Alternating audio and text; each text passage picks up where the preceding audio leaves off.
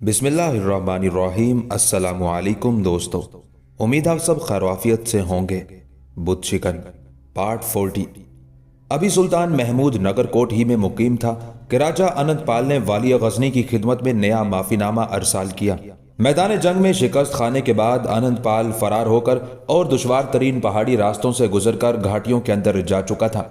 फिर उसी फरार और गरीबुल वतनी की हालत में पंजाब के हुक्मरान ने वाली पंजाब के नाम माफीनामा तहरीर किया। सुल्तान, आप आली नसब भी हैं और साहिब ज़र्फ भी।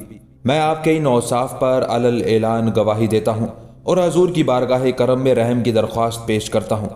खताएं माफ़ की हैं। इसी तरह एक मर्तबा फिर मेरी इस गुस्ताखी से दरगुजर फरमाया जाए कि मेरे नफ्स ने मुझे वरगलाया था और मैं पूरे हिंदुस्तान की फौजें समेटकर शाह बुलंद इकबाल के सामने सफारा हो गया था। ये मेरी बदबख्ती थी जिसका खमियाजा मुझे शिकस्त और रुसवाई की सूरत में उठाना पड़ा। बेशक मैंने बारहा अहद शिकनी की है, लेकिन हजूर के मयारे करम को देखते हुए एक बार फिर यकीन दिलाने की कोशिश कर रहा हूँ कि अपनी आखिरी सांस तक वाली गजनी का वफादार रहूंगा और सालाना खिराज की अदायगी में इस गुलाम की तरफ से कोई कोताही सरजद नहीं होगी। अगर आइंदा मेरा नफ्स मुझे सरकशी पर उभारे और राह वफा से मेरे गुनाहगार कदम बहक जाएं, तो सुल्तान जी हशम को पूरा इख्तियार है कि वो मेरी सांसों का सुरमाया भी गसब कर लें और अर्ज़े पंजाब को भी ताख्तो ताराज कर डालें। राजा अनंतपाल का माफीनामा पढ़कर सुल्तान महमूद ने अपने सियासी मुशीरों की राय तलब की। सुल्तान मोहतरम का जहन रसा मुस्तकबिल शनास भी है और मसाइल का गिरह कुशा भी, मगर हमारी नाकिस राय में राजा अनंतपाल का एतबार न किया जाए कि वो अजली झूठा है। सुल्तान महमूद ने अपने मुशीरों की राय के खिलाफ अमल करते हुए राजा अनंतपाल को माफ कर दिया। नगरकोट के राजा ने भी खिदमत सुल्तान में इसी किस्म का माफीनामा अरसाल किया था। वाली गजनी मेरी इस इज़तरारी गलती को माफ फरमाए कि मैं ब्राह्मणों की गहरी साजिश का शिकार हो गया था और पुजारियों के बहकाने से मेरी नाकारा फौज हजूर के मुकाबिल सफारा होने की गुस्ताखी कर बैठी थी। सुल्तान महमूद ने किसी तामुल के बगैर नगरकोट के राजा की उस दरखास्त को मंजूर कर लिया। वाली गजनी पर अब यह राज फाश हो चुका था कि मुतासिब ब्राह्मण और पंडित ही इस तमाम हंगामा आराई के जिम्मेदार थे। सुल्तान के बाज करीबी मुसाहिबों ने महमूद के इस इकदाम से भी इख्तलाफ किया था, मगर जब वाली गजनी ने अपनी हिकमत अमली की वजाहत की तो सुल्तान के बड़े बड़े दानिश्वर हैरत ज़दा रह गए। ये शोरिश पसंद पंडित और ब्राह्मण एक अरसा दराज से अहले हिंद के दिलों में मेरे खिलाफ नफरतों के बीज बो रहे हैं। मैं इनकी साजिश को हरगिज कामयाब नहीं होने दूंगा। सुल्तान ने अपने सिपह सालारों और मुशीरों के सामने ये सियासी नुक्ता बयान करते हुए कहा, मैंने इनकी मरकजियत को खत्म कर दिया है। अब ये दोबारा किसी एक महाज पर जमा नहीं हो सकेंगे। अनंतपाल की शिकस्त के बाद हिंदुस्तान का हर फरमारवा अपनी जात में तन्हा रह गया है। अब हिंदुस्तान की तमाम रियासतों पर बहुत आसानी के साथ गलबा हासिल किया जा सकेगा। तुम अपनी आंखों से देख रहे हो कि नगरकोट के गिरदो पेश में छोटी बड़ी कई सल्तनतें मौजूद हैं, मगर कोई एक हुक्मरान भी अपने हम मजहब फरमा रवा की मदद को नहीं आया। हालांकि नगरकोट हिंदुओं के देवी देवताओं का सबसे बड़ा मस्कन था। गजनी के सालारों और सियासी मुशीरों ने सताइशी नजरों से अपने अमीर की तरफ देखा कि उनका अमीर जंगजू और शुजा होने के साथ साथ फहीमो दाना भी था और बिसाते सियासत पर दूर रस नताइज की हामिल चाले चलने वाला शातिर भी। अनंतपाल और नगरकोट के राजाओं को अमान देने के बाद सुल्तान महमूद ने आम ऐलान करा दिया कि जो हिंदू सिपाही अफवाज गजनी में शामिल होना चाहता है उसकी खिदमत को इंतहाई खुशदिली के साथ कबूल किया जाएगा। जंग पिशावर में शिकस्त खाने के बाद कुछ इलाकों के हिंदू फौजी शदीद मायूसी का शिकार हो गए थे। नतीजतन सुल्तान महमूद का ऐलान सुनकर मुख्तलिफ इलाकों के हिंदू सिपाही लश्कर गजनी में शामिल हो गए। फिर सुल्तान ने उन्हीं में से एक राजपूत हिंदू को सालारी का मनसब देकर 10,000 हिंदुओं की एक अलग और मुस्तकिल फौज कायम कर दी। फिर 400 हिजरी में सुल्तान महमूद नगरकोट का अजीमुशान खजाना लेकर गजनी पहुंचा। वहां उसने शहर से बाहर एक दिलकश मकान तामीर कराया और कई सोने चांदी के तख्त बिछवाए। वाली गजनी जो मालो असबाब नगरकोट से लाया था उसे नए तामीर शुदा मकान में बड़े करीने से सजा दिया गया और फिर गजनी के तमाम बाशिंदों के लिए उन नवादिरात की नुमाइश का एहतमाम किया गया। सुल्तान गजनी का यह ऐलान सुनते ही हजारों शहरी और देहाती बाशिंदे उस नुमाइश को देखने के लिए कतार दर कतार आते रहे। ये नुमाइश 3 दिन तक जारी रही। इस दौरान महमूद ने अपनी यादगार फतह की खुशी में कई जश्न मनाए। ضرورت مندوں میں بے شمار دولت تقسیم کی اور مستحق لوگوں کو گرا قدر انعام و اکرام سے نوازا۔ محمود کے بے حد اصرار پر نظام شاہ بھی اس جشن میں شریک ہوئے، مگر انہوں نے والی غزنی کے سامنے واضح الفاظ میں اپنی ناپسندیدگی کا اظہار کرتے ہوئے کہا، فرزند، جن لوگوں کے پیش نظر عظیم تر مقصد ہوتا ہے وہ نام و نمود کے ہنگاموں میں اپنا قیمتی وقت برباد نہیں کرتے۔ مرد قلندر کی تنبیہ کے جواب میں والی غزنی نے بصد احترام عرض کیا، شیخ محترم، یہ وقت کا ضیاع نہیں، میں اپنے جاہ و جلال کا مظاہرہ اس لیے کر رہا ہوں کہ میری فتوحات دیکھ کر اہل اسلام کے بے قرار دل سکون پا جائیں اور باطل پرستوں کے دل و دماغ پر سلطنت غزنی کی ہیبت قائم ہو جائے۔ سلطان محمود کی فطرت میں کسی حد تک نمائش پسندی کا رنگ شامل تھا اور نظام شاہ والی غزنی کی اس کمزوری سے واقف تھے، اس لیے مسکرا کر خاموش ہو گئے۔ سلطان نے اپنی رازدار کنیز شارکا کے ذریعے نگار خانم کو بھی اپنی فتح کے اس جشن میں شریک ہونے کی دعوت دی تھی۔ پھر جب شارکا اپنے آقا کا خصوصی پیغام لے کر نگار خانم کے مکان کی طرف جانے لگی تو والی غزنی نے کنیز کو مخاطب کرتے ہوئے کہا، اسے کہنا کہ وہ اپنی آنکھوں سے سلطانی جاہو جلال کے یہ بے مثال مناظر دیکھے اور اندازہ کرے کہ محمود کی شان کا فاتح ہے۔ پھر جب کنیز شارکا نے انتہائی غرور آمیز لہجے میں نگار خانم کو سلطان غزنی کا پیغام منتقل کیا تو نظام شاہ کی بیٹی کے ہونٹوں پر تبسم ابھر آیا۔ جب میں تیرے سلطان کو فاتحی تسلیم نہیں کرتی تو پھر کیسا جشن فتح، کیسی ہنگامہ آرائی اور کیسی شرکت۔ نگار خانم کے لہجے سے بڑی عجیب بے نیازی جھلک رہی تھی۔ کنیز شارکا ایک معمولی عورت کا جواب سن کر چراغ پا ہو گئی۔ نگار خانم، آپ سلطان عالی مرتبت کی بلند اقبالی اور نصرت و کامرانی سے حسد رکھتی ہیں اور یہی آپ کی کم نسبی اور کم ظرفی کی دلیل ہے۔ سلطانی کنیز حق کے نمک ادا کرتے کرتے اپنے منصب سے گر گئی تھی۔ چپ ہو جا شارکا، نگار خانم نے انتہائی برہم لہجے میں کہا، اپنے اور میرے حفظ مراتب کا خیال کر کہ تو کنیز پیدا ہوئی اور غلامی کے اس ریشمی کفن میں لپٹی ہوئی تہے مدفن چلی جائے گی، اور غور سے سن کہ میں نے آزاد فضاؤں میں سانس لی اور اسی تمغہ آزادی کو اپنے سینے پر سجا کر زیر خاک سو جاؤں گی۔ نگار خانم کی گرم گفتاری دیکھ کر کنیز شارکا کا چہرہ اتر گیا تھا۔ پھر جب وہ تھکے تھکے قدموں سے واپس جانے لگی تو نگار خانم نے اسے دوبارہ مخاطب کرتے ہوئے کہا، اور آئندہ ادھر کا رخ نہ کرنا کہ تجھ جیسی بے ضمیر کنیز مردان آزاد کے گھروں میں داخل ہونے کے قابل نہیں ہے۔ پھر جب کنیز شارکا نے اپنی تحقیر آمیز گفتگو کا ذکر حذف کرتے ہوئے پوری رنگ آمیزی کے ساتھ نگار خانم کی گستاخی کی تفصیل بیان کی تو والی غزنی کا تابناک چہرہ دھواں ہو کر رہ گیا اور سلطان کو یوں محسوس ہونے لگا جیسے تمام شہر کی قندیلیں بجھ گئی ہوں اور جشن فتح یکایک کسی ماتمی تقریب میں بدل گیا ہو۔ جشن فتح کے رنگ دھندلے پڑ گئے تھے مگر ابھی مٹے نہیں تھے کہ ایک نئے فتنے نے پوری شدت کے ساتھ سر ابھارا۔ سلطان محمود کو راجہ آنند پال سے مصروف پیکار دیکھ کر غور کے حاکم محمد بن غوری اور ملتان کے حاکم داؤد بن نصر نے علم بغاوت بلند کر دیا تھا۔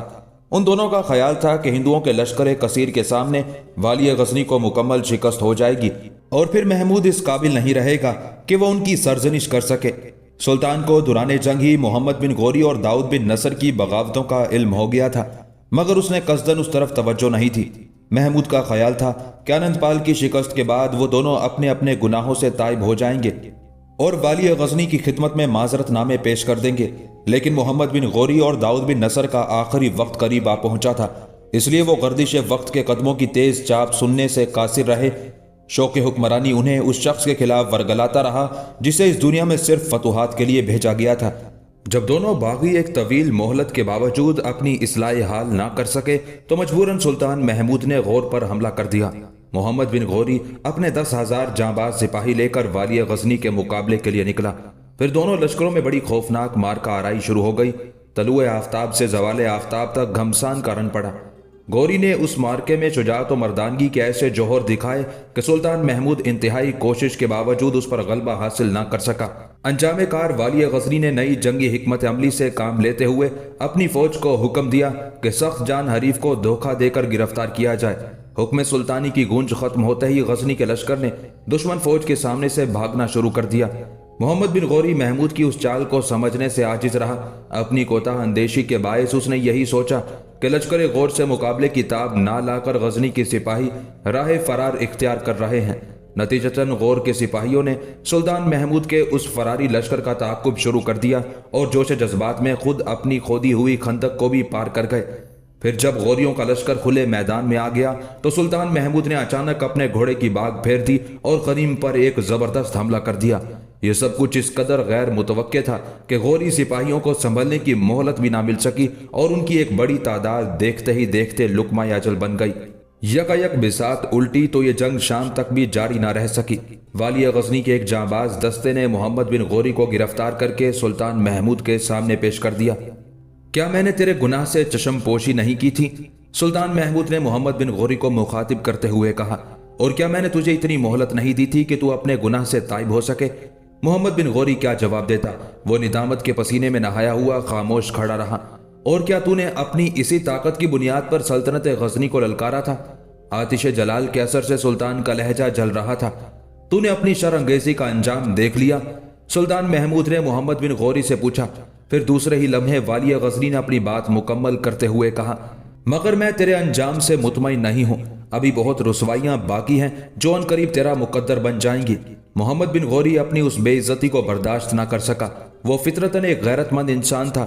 مجبوراً اس نے سینکڑوں درباریوں کی موجودگی میں ایک قیمتی ہیرا کھا لیا جس کے زہریلے اثرات سے اس کے دل و جگر اور دیگر اعضائے رئیسہ خون ہو کر منہ کے راستے بہنے لگے، اور محمد بن غوری نے والی غزنی کے سامنے ہی تڑپ تڑپ کر جان دے دی۔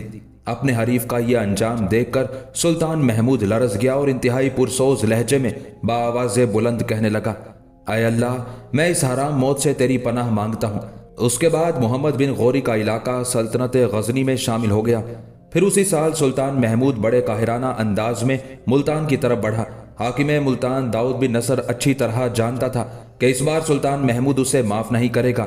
مجبوراً وہ اپنے سپاہیوں سے آخری قطرہ خون تک بہا دینے کا عہد لے کر والی غزنی کے مقابل صف آرا ہوا، مگر شکست اور رسوائی اس کی تقدیر میں لکھی جا چکی تھی، اس لیے بہت جلد اپنے انجام کو پہنچ گیا۔ داؤد بن نصر کے سلسلے میں سلطان نے بطور خاص اپنے سپاہیوں کو حکم دیا تھا کہ حاکم ملتان کو زندہ گرفتار کیا جائے۔ جب ملتان کی فوج کو شکست ہوئی تو داؤد بن نصر نے فرار ہونے کی بھرپور کوشش کی، مگر سلطان غزنی کے جان نثار سپاہی کسی عقاب کے مانند اس پر جھپٹے اور پھر حاکم ملتان کو گراں بار زنجیریں پہنا دی گئیں۔ اس جنگ میں بہت سے کرامتا تہہ تیگ ہوئے، بے شمار گمراہوں کو ہاتھیوں کے ذریعے پامال کرایا گیا اور لاتعداد فتنہ گروں کے دستوں پا کاٹ دیے گئے۔ والی غزنی کی طرف سے تشدد کا یہ انتہائی سنگین مظاہرہ تھا۔ اس موقع پر سلطان محمود بار بار آسمان کی طرف دیکھ کر پکار اٹھتا تھا، اے رب کریم، تو خوب جانتا ہے کہ تیرا بندہ محمود ظالم و سفاک نہیں ہے، مگر ان ستم گروں نے تیرے دین حنیف پر بڑے مظالم ڈھائے ہیں، اس لیے اپنے عبرتناک انجام کو پہنچے۔ اب محمود کو ملتان پر مکمل غلبہ و اختیار حاصل تھا۔ کرامتا کے فتنے کی بیخ کنی سے محمود کو ناقابل بیان خوشی حاصل ہوئی تھی، اس لیے غزنی پہنچ کر اس نے بڑے جوش و خروش کے ساتھ اپنی نئی فتح کا جشن منایا اور داؤد بن نصر کو تاریک زندان کے حوالے کر دیا، جہاں اسے روزانہ نئی نئی اذیتوں سے دوچار ہونا پڑتا تھا۔ پھر جیسے ہی جشن فتح کے ہنگامے سرد ہوئے، محمود نے اپنے سیاسی مشیروں کا ایک خصوصی اجلاس طلب کر لیا۔ اس اجلاس میں صرف ایک ہی مسئلہ زیر غور تھا کہ راجہ انت پال بار بار معافی مانگنے کے بعد اپنا عہد کیوں توڑ دیتا ہے۔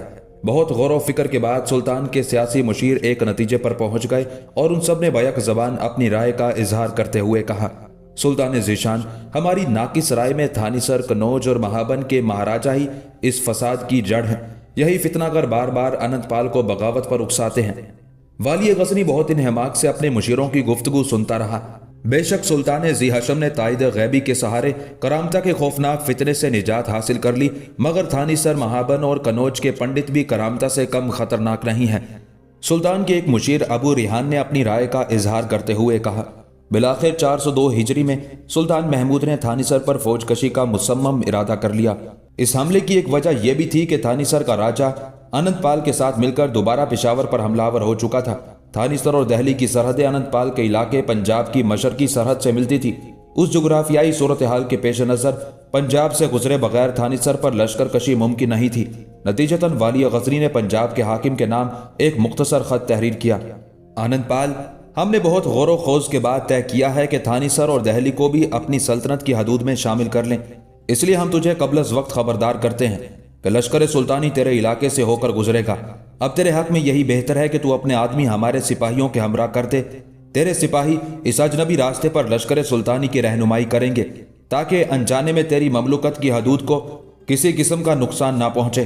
अपने मकतूब के आखिर में सुल्तान महमूद ने हाकिम पंजाब को तनबीह करते हुए लिखा था, आनंदपाल, हम अपनी सियासत के असरार और रमूज को किसी पर जाहिर नहीं करते, मगर तुझे कसदन इफ़ाए अहद का आखिरी मौका फराहम कर रहे हैं कि इसके बाद तेरा कोई इम्तिहान नहीं होगा। राजा आनंदपाल के तमाम सरकश और मुफसिदाना जज्बे दम तोड़ चुके थे, इसलिए मकतूब सुल्तानी पढ़ते ही उसने अपने छोटे भाई की क़यादत में 2000 सवारों का एक दस्ता पिशावर के मकाम पर भेज दिया और उसे हिदायत कर दी कि वो इस सफ़र में वालिय गजनी के हमरा रहे और लश्कर सुल्तानी को किसी किस्म की तकलीफ ना पहुंचने दे। फिर अफवाज गजनी बर्क रफ्तारी के साथ पंजाब के इलाके से गुजरती रहीं और आनंदपाल लाहौर के एक गोशे में खामोश पड़ा अपनी बेचारगी का मातम करता रहा। थानीसर ब्राह्मणों की साजिश का मरकज था और उसी मकाम पर तमाम हिंदुस्तान के पंडित जमा होकर सल्तनत गजनी की बर्बादी के मंसूबे बनाया करते थे। सुल्तान महमूद के जासूसों ने उसे यह भी बताया था कि हिंदुस्तान के तमाम बुत परस्त उस शहर के एक मंदिर को अपनी जान करार देते हैं। थानीसर का यह मंदिर बहुत कदीम है, जिसमें बड़े बड़े बुत रखे हुए हैं और सबसे बड़े बुत का नाम जगसोम है। जगसोम के मुतालिक हिंदुओं का अकीदा था कि इस बुत का वजूद उसी वक्त ज़हूर में आया था जब दुनिया में इंसान पैदा हुआ था। जगसोम के हवाले से ब्राह्मणों ने हिंदुस्तान के सादा लो बाशिंदों को यह भी यकीन दिला दिया था कि जो शख्स इस बुत के सामने खुदकुशी करके मर जाता है उसे दूसरी दुनिया में निजात हासिल हो जाती है। गरज जगसोम के बारे में इसी किस्म की बेशुमार गुमराह कुन रिवायतें मशहूर थी, जिन्हें सुनकर वालिया गजनी का खून खोल उठा था। थानीसर पर हमले से पहले खुद राजा आनंदपाल ने भी वालिया गजनी से दरख्वास्त करते हुए एक खत तहरीर किया था, मैं आपके हुक्म की तामील की गरज से अपने छोटे भाई को हजूर वाला की खिदमत गुजारी के लिए भेज रहा हूँ, मगर इसके साथ ही ये इल्तिजा भी करता हूँ कि थानीसर का मंदिर अहले हिंद की बहुत बड़ी इबादत गाह है। अगरचे आपका मजहब बुतों के वजूद को बर्दाश्त नहीं करता, लेकिन थानीसर के मंदिर के सिलसिले में मेरी आजिजाना गुजारिश है कि आप उसको ताख्तो ताराज ना करें और उसके इवज आप जो मुनासिब ख्याल फरमाएं मकामी और गिरदो पेश के जागीरदारों से तलब कर लें। मुझ हकीर की राय यही है कि यहाँ की रियाया को अपना खिराज गुजार बनाकर अपने मुल्क वापिस तशरीफ ले जाएं। खत के आखिर में राजा आनंदपाल ने यह भी तहरीर किया था, अगर इस बंदा नाचीज की दरख्वास्त कबूल कर ली गई तो शुक्रिया के तौर पर मुकर्रर सालाना खिराज के अलावा आपका ये गुलाम हर साल 50 हाथी और दीगर बेशकीमत अशिया सुल्तान मुअज्जम की नजर करेगा। महमूद ने राजा आनंदपाल के तहरीस आमेज खत के जवाब में सिर्फ इतना लिखा कि हमें बुत फरोशी की तरगीब ना दे और बदतरीन तिजारत के आदाब ना सिखा कि हम सिर्फ मुजाहिद हैं, कोई साहूकार नहीं। जब सुल्तान महमूद के हमलावर होने की खबर राजा दहली के कानों तक पहुंची तो वो अपनी पूरी कुव्वत के साथ मुसलमानों के मुकाबले की तैयारियां करने लगा। फिर उसने फौरन ही हिंदुस्तान के गोशे गोशे में यह खबर गश्त करा दी कि सुल्तान महमूद एक लश्कर जर्रार लेकर हिंदुओं के मशहूर मंदिर थानीसर पर हमला करने के लिए आ रहा है। अगर हमने कबल वक्त इस सैलाब बलाखेज को रोकने की तदबीरें ना की तो इस लुटेरे की खून रेजियों से कोई महल, कोई झोंपड़ी, कोई सम्राट, कोई सिपाही, कोई जागीरदार, कोई मजदूर, कोई ब्राह्मण और कोई शूदर महफूज नहीं रह सकेगा। राजा दहली के ऐलान और मजहब के नाम पर मदद की दरख्वास्त से हिंदुस्तान के तमाम छोटे बड़े राजा बहुत मुतासिर हुए और सुल्तानी हमले के खिलाफ दिफा करने के लिए एक बार फिर एक ही परचम तले जमा होने की कोशिश करने लगे, मगर वक्त उनके हाथों से निकल चुका था। इससे पहले के मुख्तलिफ हिंदू राजा अपने लश्करों को लेकर थानीसर का रुख करते, सुल्तान महमूद वहां पहुंच चुका था। थानीसर का राजा, जिसकी फौजी ताकत बराए नाम थी, वाली गजनी के खौफ से भाग खड़ा हुआ। शहर को खाली पाकर सुल्तान महमूद बेखौफ खतर अंदर दाखिल हो गया और उसके साथ ही उसने ऐलान करा दिया कि गरीब लोगों से कोई बाज़पुरस ना की जाए और तमाम आसूदा हाल अफराद का मालो असबाब लूट लिया जाए और शहर के सारे ब्राह्मणों को किसी रियायत के बगैर गिरफ्तार कर लिया जाए। उसके बाद सुल्तान महमूद मंदिर में दाखिल हो गया। मंदिर के पुजारी जानते थे कि वालिया गजनी उनके बुतों के साथ क्या सलूक करेगा, इसलिए सब के सब सुल्तान महमूद के कदमों से लिपट गए और गिरियाओजारी करने लगे। अय आली मर्तबत सुल्तान, तुझे तेरे अल्लाह का वास्ता हमारे इन देवताओं को माफ कर दे। पंडितों की फरियाद सुनकर सुल्तान महमूद मुस्कुराने लगा। अय अपनी जानों पर जुल्म करने वालों, मैं तुम्हें यही राज समझाने के लिए इस बुतखाने में दाखिल हुआ हूँ कि जो मुसलमानों का अल्लाह है वही तुम्हारा भी खालिक है। उसकी ज़ात, उसकी खुदाई, उसकी हुकूमत और उसके इख्तियार में ना पहले कोई शरीक था और ना आइंदा कोई शरीक होगा। फिर तुमने इतनी मूर्तें क्यों तराश ली और तुम क्यों इन पत्थर के बेजान टुकड़ों की परस्तिश कर रहे हो? हम बहुत मजबूर हैं सुल्तान, थानीसर के पुजारी बदस्तूर बयान कर रहे थे। हमारे बाप दादा ने इन बुतों को तराशा था, इनके खिलाफ हम कुछ नहीं कर सकते कि हम तो रस्मों की जंजीर में जकड़े हुए बेदस्तों पाए इंसान हैं, एक कठपुतली की तरह जिसकी डोरियां किसी और के हाथ में है اور جو ہمیں اپنی مرضی کے مطابق صدیوں سے نچا رہا ہے۔ تم ان ڈوریوں کو بھی کاٹ دو اور اس ہاتھ کو بھی جو تمہیں کبھی نہ بجھنے والی آگ کی طرف کھینچے لیے جا رہا ہے۔ سلطان محمود پورے جاہو جلال کے ساتھ برہمن پجاریوں سے مخاطب تھا اور اتمام حجت کے لیے بت پرستوں کے گروہ کو وحدانیت کی تلقین کر رہا تھا۔ نہیں سمراٹ، تھانیسر کے برہمن پجاری والی غزنی کے جوتوں پر اپنی پیشانیاں رگڑنے لگے۔ اس طرح تو ہم ہلاک ہو جائیں گے۔ سلطان، تجھے تیری عظیم الشان سلطنت کا واسطہ، تو ہمیں بھی بچا لے اور ہمارے دیوتاؤں کو بھی۔ تم مجھ سے جاں بخشی کی بھیک مانگنے کی بجائے اپنے دیوتاؤں سے مدد کیوں نہیں مانگتے کہ وہ کب تک خاموش تماشائی بنے رہیں گے اور اپنے پرستاروں کی ذلت و بربادی کے دردناک مناظر دیکھتے رہیں گے؟ سلطان محمود نے برہمن پجاریوں کو وحدانیت پرستی کی ترغیب دلانے کے لیے ایک عجیب دلیل پیش کی تھی۔ نہیں سلطان، یہ ممکن نہیں۔ برہمن پجاری خود اپنی زبانوں سے اپنے عقائد کی نفی کر رہے تھے، مگر ہمیں اس کا شعور نہیں تھا۔ ہمارے دیوتا سنتے تو ہیں مگر اپنی جگہ سے حرکت نہیں کر سکتے۔ اے بد نصیب و نابینا قوم! یکایک سلطان محمود غضبناک نظر آنے لگا۔ تو نے اپنی جہالت و گمراہی کو چھپانے کے لیے کیا کیا بہانے تراشے ہیں؟ والی غزنی کی آواز اتنی پرہیبت تھی کہ برہمن پجاریوں نے خوف زدہ ہو کر اس کے قدم چھوڑ دیے۔ تم سب کے سب کھڑے ہو جاؤ اور بہت غور سے میری باتیں سنو، سلطان محمود نے تھانیسر کے پجاریوں کو ڈانٹتے ہوئے کہا۔ والی غزنی کی غرجدار آواز سن کر عیار و شاطر برہمن لرزتے جسموں کے ساتھ کھڑے ہو گئے۔ یہ دیوتا جنہیں تم اپنا مشکل کشا سمجھتے ہو اس وقت خود کس مشکل میں گرفتار ہیں، کیا تمہیں اس صورتحال کا اندازہ ہے؟ والی غزنی نے انتہائی پرسکون انداز میں ایک ایک لفظ پر زور دیتے ہوئے کہا۔ سلطان محمود کے اس سوال پر تھانیسر کے پجاریوں کی آنکھیں پھٹی کی پھٹی رہ گئیں اور ان کے چہروں پر ہوائیاں اڑنے لگیں۔ اے فریب خوردہ پجاریوں، میرے آئینہ گفتار میں اپنی جہالت و گمراہی کا عکس دیکھو۔ والی غزنی برہمن پجاریوں سے مخاطب تھا۔ ان دیوتاؤں سے زیادہ طاقتور تو خود تم ہو کہ انہیں اپنے ہاتھ سے تراشتے ہو، کسی بلند جگہ پر نصب کرتے ہو، پھر جب ان پر گرد و غبار کی تہ جم جاتی ہے تو اپنے ہاتھوں سے انہیں غسل کراتے ہو۔ تمہارا یہ کیسا عقیدہ ہے کہ جو دیوتا اپنے جسموں پر بیٹھ جانے والی ایک حقیر مکھی کو بھی نہیں اڑا سکتے، وہ اس لامحدود کائنات کا نظام کس طرح چلا رہے ہیں؟ کیا تمہیں اب بھی عقل نہیں آتی کہ ان کا دشمن ان کے سروں پر آ پہنچا ہے اور یہ اپنے دفاع کے لیے اپنی جگہ سے جنبش بھی نہیں کر سکتے؟ ہمیں ہمارے حال پر چھوڑ دے سلطان۔ تھانیسر کے پجاریوں نے ایک بار پھر گریہ وزاری کرتے ہوئے والی غزنی کے سامنے ہاتھ جوڑ دیے تھے۔ بس ہمیں اپنے رحم کی بھیک دے دے اور ہمارے دیوتاؤں کو معاف کر دے کہ اس کے بدلے ہم تجھے سیم و زر کے انبار دیتے رہیں گے۔ بت پرستوں کا یہ رویہ دیکھ کر سلطان محمود مایوس ہو گیا۔ اس کا خیال تھا کہ جب وہ اسلام کی لازوال روشنی لے کر تھانیسر کے تاریک صنم خانے میں داخل ہوگا تو روشنی کی ایک کرن کو ترستے ہوئے پجاری دیوانہ وار اپنے دامن پھیلا دیں گے اور چیخ چیخ کر کہیں گے کہ دیار خورشید سے آنے والے، ہمیں روشنی دے، ہمیں روشنی دے، اب ہم سے اندھیرے برداشت نہیں ہوتے۔ مگر طویل گفتگو کے بعد سلطان کو اندازہ ہوا کہ تھانیسر کے پجاری ازلی اندھے ہیں۔ اگر آسمان کا دہکنے والا سورج اپنے پورے وجود کے ساتھ ان کی آنکھوں پر بھی اتر آئے تو وہ روشنی کی زندہ حقیقت کا اعتراف نہیں کریں گے۔